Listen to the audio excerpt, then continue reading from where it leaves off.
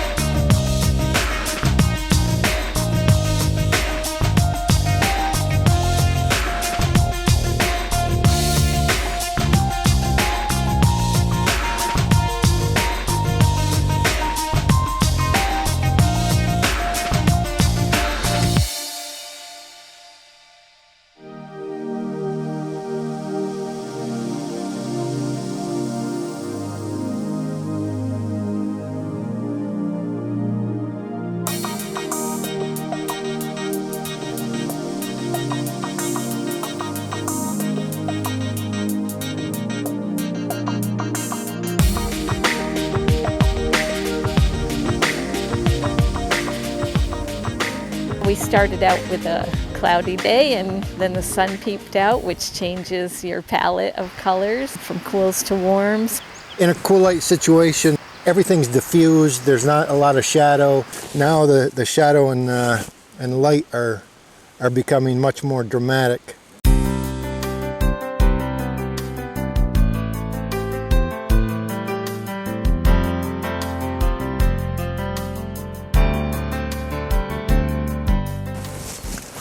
Oh, Pico, Pico, Pico. Should I do it? Should I do it?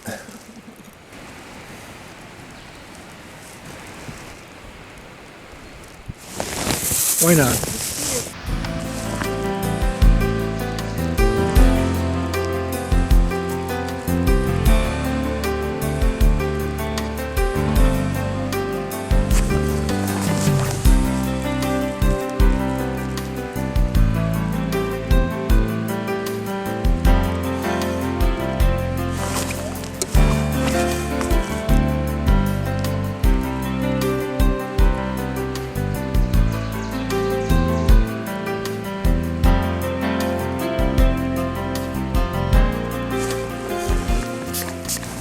I also like to say, if the painting's not exciting at this point, it's probably not going to be exciting when you're done either.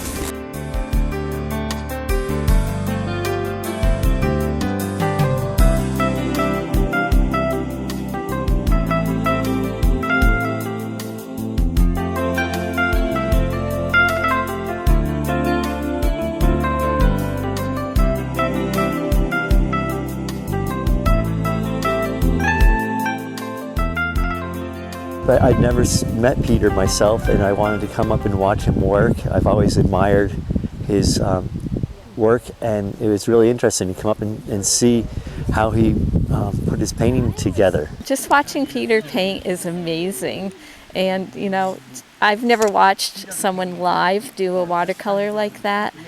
And I'm just amazed at how he brings the shapes that look like a blob at first into detail. It was a work in progress the whole time, right up until the end. It was nice. Today was our first on-the-spot painting with Peter Huntoon, and I had a blast. It was a lot of fun to have some folks around to ask questions, and I was able to share this experience in a way that is perhaps deeper than just the final painting. Thanks for joining me on another day in Vermont, and we'll look forward to seeing you next time.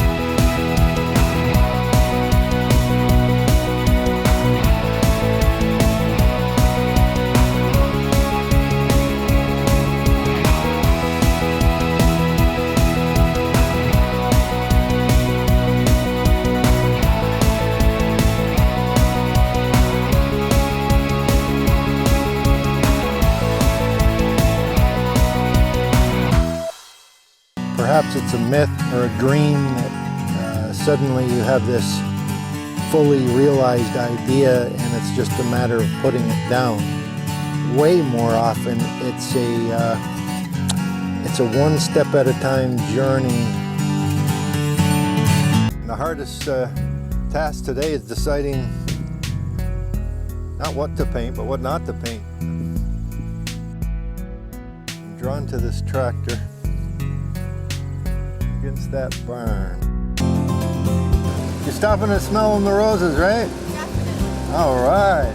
To me, Middlebury is a great example of a vibrant Vermont town. I like to think I'm heading in a direction, hopefully the right direction, and the bridges kind of echo that sentiment.